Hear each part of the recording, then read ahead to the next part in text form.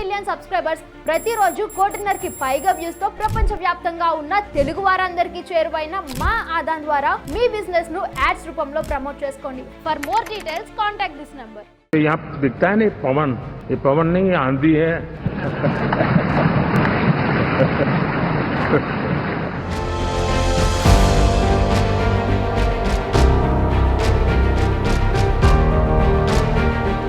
ఏపీలో 2024 ఏడాది మాయ చేసిందా?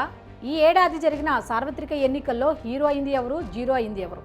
ఈ వీడియో చివరి వరకు చూసి మీ అభిప్రాయాన్ని కామెంట్ల రూపంలో తెలియజేయండి.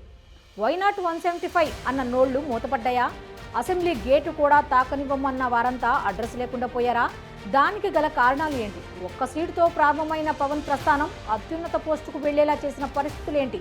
ప్రస్తుత రాజకీయ పరిస్థితుల్లో ఒకరు హీరో అయితే ఇంకొకరు జీరో కాక తప్పదు. మరి ఎవరో ఆ హీరో, ఎవరు ఆ జీరో అన్నది కామెంట్ల రూపంలో తెలియజేయండి. 2024 ఎన్నికలు చరిత్రలో నిలిచిపోతాయి. ఏపీలో ఎన్నడూ లేని విధంగా ఎలక్షన్స్ జరిగాయి. నువ్వా నేనా అన్నట్టుగా వైసీపీ, కూటమి పార్టీలు తలపడ్డాయి.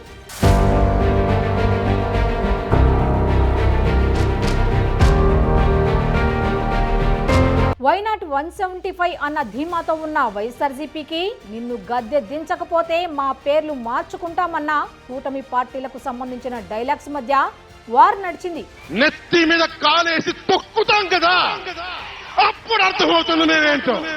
ప్రజలకు ఉచితాలు అందించాం కాబట్టి వైనాట్ 175 అని వైఎస్ఆర్సీపీ బరిలోకి దిగితే సంక్షేమంతో పాటు అభివృద్ధి చేస్తాం అంటూ కూటమి బరిలోకి దిగింది. ఈ పోటీ ఎలా సాగింది అంటే యుద్ధాన్ని తలపించేలా ఒకరికొకరు ఆయుధాలు లేకుండా వ్యక్తిగత దూషణల్లోకి దిగారు. అతి ప్రమాదమైన ఆయుధం వ్యక్తిగత దూషణ. ఏ విధంగా ఒకరికొకరు దూషించుకున్నారో అనేది ఒకసారి చూద్దాం. కూటమిలో ప్రముఖ పాత్ర పోషిస్తున్న జనసేన అధ్యక్షులు పవన్ కళ్యాణ్ ని ఇష్టం వచ్చినట్టుగా పచ్చి బూతులతో తిట్టారు వైఎస్ఆర్సీపీ వాళ్ళు. పవన్ కళ్యాణ్ అనేవాడు పిచ్చి కుక్క. ఆయన ఈ సిగ్గుమాల రాజకీయాల్లో చేయడంలో చాలా ప్రబుద్ధుడు. ఆయన్ని అంటుంటారు అందరూ దత్తపుత్రుడని.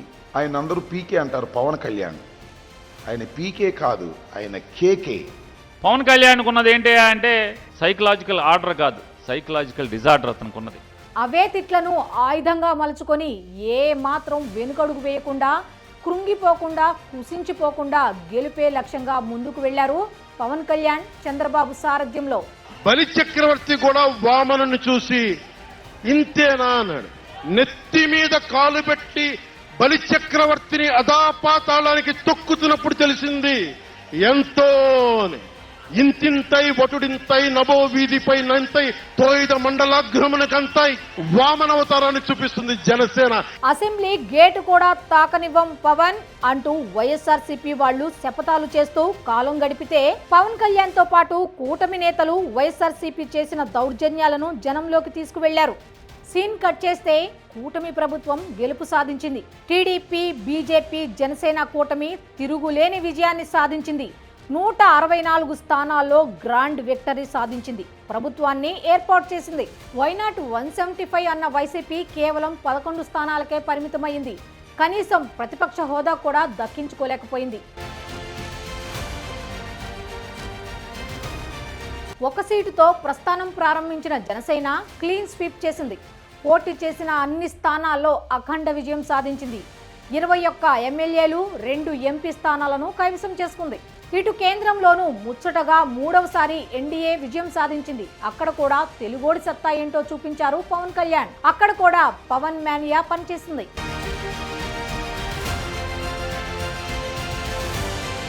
ఏపీ సీఎంగా చంద్రబాబు, డిప్యూటీ సీఎంగా పవన్ కళ్యాణ్ ప్రమాణ స్వీకారం చేశారు. అప్పటి నుండి వైసీపీ నేతలు ఇష్టం వచ్చినట్టు మాట్లాడటం మానేశారు. అసలు జనంలోకి రావడమే మానేశారు. పార్టీలో కష్టపడ్డ కార్యకర్తలను కూడా పట్టించుకోవడం మానేశారు. జగన్ అందరినీ కలుపుకోకపోవడం వల్లే ఓటమికి కారణం అంటూ పార్టీ నుండి నేతలు కొంతమంది బయటకు వచ్చేశారు. మరికొంతమంది సందిగ్ధంలో ఉన్నారు.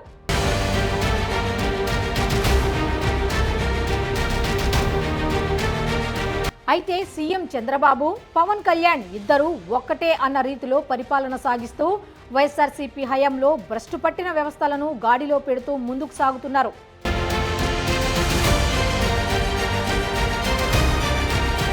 జగన్ ఎక్కడా అనుకుంటున్న సమయంలో మనుగడ కోసం జగన్ బయటకు వచ్చి నన్ను నమ్మండి నేను మారిపోయా అంటూ ఉద్యమాలకి పిలుపునిచ్చారు. అన్న నీతో ఒక సమస్య ఉందన్న అంట. ఏం నా సమస్య అని చెప్పి నేను అడిగితే, నీలో అతి మంచితనము అతి నిజాయితీతనం ఈ రెండు నీతో ఉన్న సమస్యలు అన్నా అని చెప్పి కూడా అంటారు. వాస్తవమే.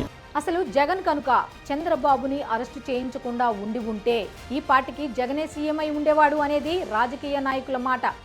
ఎలక్షన్స్కి ముందు ఒక రేంజ్లో ఒక వెలిగిన జగన్ మనుగడలో లేని జనసేన టీడీపీని ఏకం చేసిన వ్యక్తిగా చరిత్రలో నిలిచిపోయి తన వేలితో తన కంటినే పొడుచుకున్నాడు అనేది సొంత పార్టీ కార్యకర్తల నుండి మంచి పదవులు అనుభవించిన నాయకులు నేతల వరకు అందరూ అదే మాట.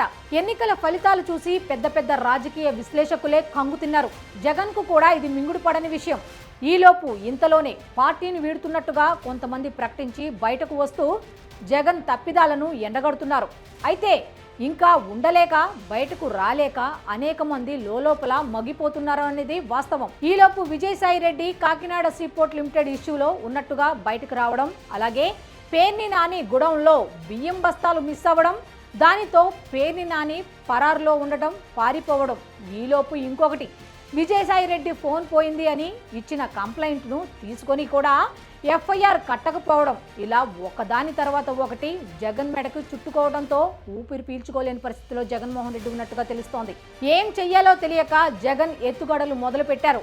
కూటమిలో కుమ్ములాట పెట్టి జనసేన టీడీపీ పార్టీల్లో వైఎస్ఆర్సీపీ వాళ్ళని జాయిన్ చేసుకోకుండా చేయాలి అన్న టార్గెట్తో పనిచేస్తున్నారు. అప్పుడు మాత్రమే వలసలను నిలువరించగలం అనే ఆలోచనల్లో భాగంగా టీడీపీ వాళ్ళ కార్యక్రమంలోకి జోగి రమేష్ని ఎంటర్ చేయించారు. జోగి రమేష్ వెళ్ళి తెలుగు తమ్ముళ్ల మధ్య గొడవలు రాజేశారు. అయితే ఇవన్నీ పట్టించుకొని కూటమి పెద్దలు సూపర్ 6 పథకాలను అమలు చేసి తీరుతామంటూ ప్రజల్లోకి వెళ్దాం అనుకుంటున్న సమయంలో జగన్ కూడా ఉద్యమాల పేరుతో సంక్రాంతి తర్వాత కూటమి పాలనపై విమర్శలు చేయటానికి ఇచ్చిన హామీలు అమలు చేయడంలో కూటమి ప్రభుత్వం విఫలం అయింది అంటూ అనే విషయాన్ని జనంలోకి తీసుకువెళ్లేందుకు ముందుకు వస్తున్నట్టుగా తెలుస్తోంది.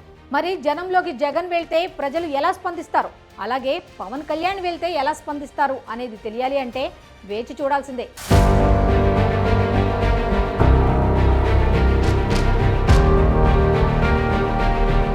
చూశారు కదండి 2024 ఎన్నికలకు సంబంధించిన విషయాలు.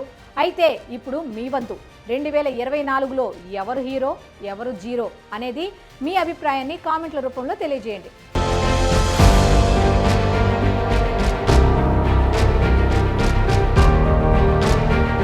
तो यहाँ दिखता है नहीं पवन, ये पवन नहीं आंधी है.